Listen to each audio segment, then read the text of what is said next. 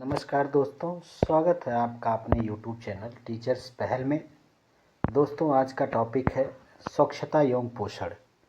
हम इस टॉपिक को पढ़ेंगे और समझेंगे कि स्वच्छता क्या है और पोषण क्या है, इसके अंतर्गत क्या क्या आता है। हम इसे सुपर टेट के लिए बेहद ही महत्वपूर्ण टॉपिक है। अगर आप मेरे चैनल पर नए हैं तो चैनल को सब्सक्राइब कर लीजिए ताकि नए अपडेट आपको बराबर मिलते रहें। सुपर टेट की एक सीरीज़ लेकर के आया हूँ जिसमें आज हम लोग पढ़ेंगे स्वच्छता एवं पोषण। स्वच्छता क्या है, आइए देखते हैं कि स्वच्छता क्या है।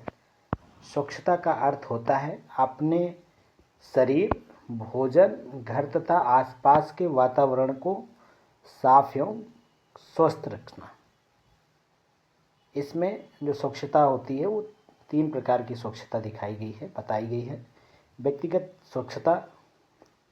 स्वच्छता में आ जाता है प्रतिदिन स्नान करना, भोजन करने के पहले तथा शौच करने के बाद साबुन से हाथ धोना, नाखूनों को नियमित रूप से देखना और अगर वो बढ़ गए हैं तो उन्हें काटना, प्रतिदिन दांतों की सफाई करना, सुबह और शाम दोनों समय में, साफ एवं धुले हुए कपड़े पहनना, स्वच्छ एवं सुरक्षित पेयजल का उपयोग करना, खुले में शौच नहीं करना। भोजन की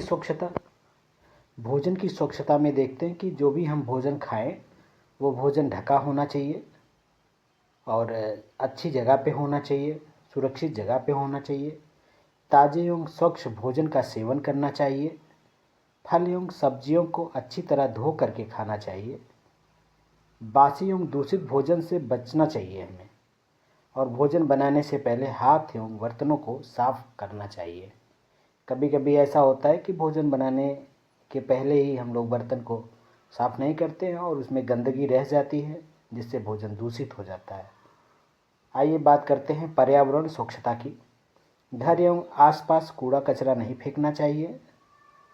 कूड़े का उचित स्थान पर निपटान करना चाहिए। जो जगह बनी हुई हो उसी जगह पर कूड़े को हमें फेंकना चाहिए।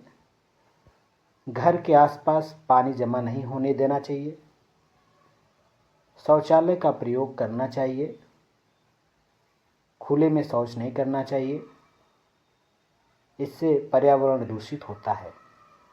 मक्खी एवं मच्छरों से बचाव करना चाहिए। घर में पर्याप्त प्रकाश एवं वायु का होना आवश्यक है। तो इस प्रकार से हम लोगों ने देखा कि जो स्वच्छता होती है वो व्यक्तिगत स्वच्छता होती है, भोजन की स्वच्छता होती है और पर्यावरणीय स्वच्छता होती है। 3 प्रकार की स्वच्छता होती है। आगे हम लोग बढ़ते हैं, देखते हैं पोषण क्या है।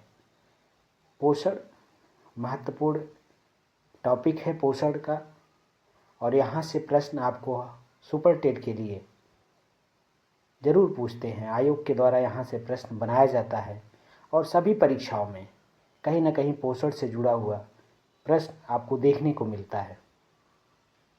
पोषण को देखते हैं हम लोग कि पोषण क्या है। कि पोषण वह प्रक्रिया है जिसके द्वारा जीव अपने शरीर की वृद्धि, विकास, ऊर्जा तथा स्वास्थ्य के लिए आवश्यक पोषक पदार्थ प्राप्त करते हैं। प्रमुख पोषक तत्व कौन कौन से हैं और देखते हैं उनके कार्य क्या है और कहाँ मिलता है, प्रमुख स्रोत क्या है। कार्बोहाइड्रेट, इसका कार्य है ऊर्जा प्रदान करना। प्रमुख स्रोत क्या है इसका? कार्बोहाइड्रेट मिलता किस में है? चावल में मिलता है, तात्कालिक आपको ऊर्जा प्रदान करता है। गेहूँ में कार्बोहाइड्रेट पाया जाता है। आलू में कार्बोहाइड्रेट पाया जाता है, और मक्का में भी कार्बोहाइड्रेट का प्रमुख स्रोत है। दूसरा, प्रोटीन, शरीर की वृद्धि एवं ऊतकों की मरम्मत करने के लिए प्रोटीन की आवश्यकता पड़ती है।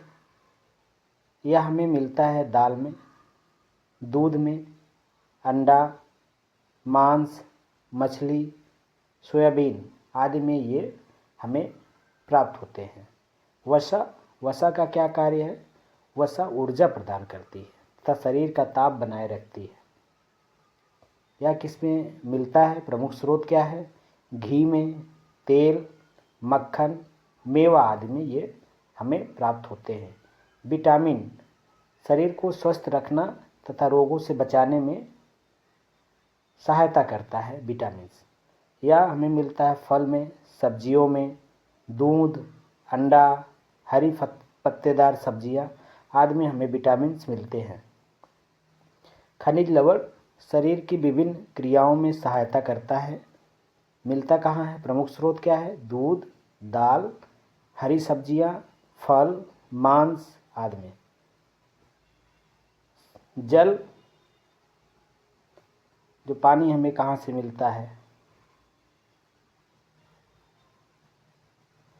पीने का स्वच्छ पानी है, शरीर की जैविक क्रियाओं तथा ताप को नियंत्रित करने में मदद करता है। ये पीने का स्वच्छ जल, फल, सब्जियां आदि हैं। रेशे क्या है? रेशे मतलब फाइबर, पाचन क्रिया में सहायता करना तथा कब्ज से बचाना है। ये कहाँ प्राप्त होगा? फल में, सब्जियों में, साबुत अनाज में, दालों आदि में। संतुलित आहार किसे कहते हैं? संतुलित आहार ऐसा आहार जिसमें शरीर की आवश्यकता के अनुसार सभी आवश्यक पोषक तत्व उचित मात्रा में उपस्थित होता है, उसे हम संतुलित आहार कहते हैं। संतुलित आहार में कार्बोहाइड्रेट, प्रोटीन, वसा, विटामिन, खनिज लवण, जल तथा रेशे सभी उचित मात्रा में होनी चाहिए। विटामिन और उससे होने वाले रोग, प्रमुख विटामिन क्या क्या है? विटामिन ए आँखों के स्वास्थ्य के लिए ज़रूरी है और इसकी कमी से हमें विटामिन ए की कमी से रतौंधी रोग हो जाता है। विटामिन B1 तंत्रिका तंत्र एवं ऊर्जा चयापचय के लिए ज़रूरी है। ये विटामिन B1 से बेरी जैसा रोग हो जाता है इसकी कमी से। विटामिन सी रोग प्रतिरोधक क्षमता को पूरा करने के लिए विटामिन सी की आवश्यकता होती है और इसकी कमी से स्कर्वी रोग हो जाता है।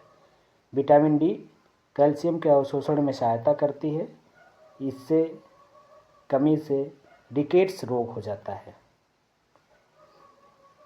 विटामिन के रक्त का थक्का जमाने में सहायता करती है और यह रक्तचाप की प्रवृत्ति, इसकी कमी से ये रोग हो जाता है। याद रखें कि ऊर्जा के लिए कार्बोहाइड्रेट जरूरी है, वृद्धि के लिए प्रोटीन जरूरी है, संवर्धन ऊर्जा के लिए वसा जरूरी है, सुरक्षा के लिए विटामिन जरूरी है, रक्त के लिए लोहा जरूरी है, कैल्शियम जरूरी है बढ़ने के लिए, थायराइड आयोडीन जरूरी है उसके लिए और पाचन के लिए रेशे की ज़रूरत पड़ती है। महत्वपूर्ण जो खनिज लवण है वो लोहा है, हीमोग्लोबिन निर्माण में आवश्यक कमी से होता है, इसकी कमी से एनीमिया जैसा रोग हो जाता है। कैल्शियम हड्डियों एवं दांतों के लिए आवश्यक होता है। आयोडीन थायराइड हार्मोन्स के निर्माण के लिए आवश्यक होता है, इसकी कमी से घेंघा रोग हो जाता है। और फास्फोरस हड्डियों एवं दांतों के निर्माण में सहायता करता है। और आगे हम आप लोगों के लिए एक प्रश्नों की श्रृंखला लेकर के आएंगे।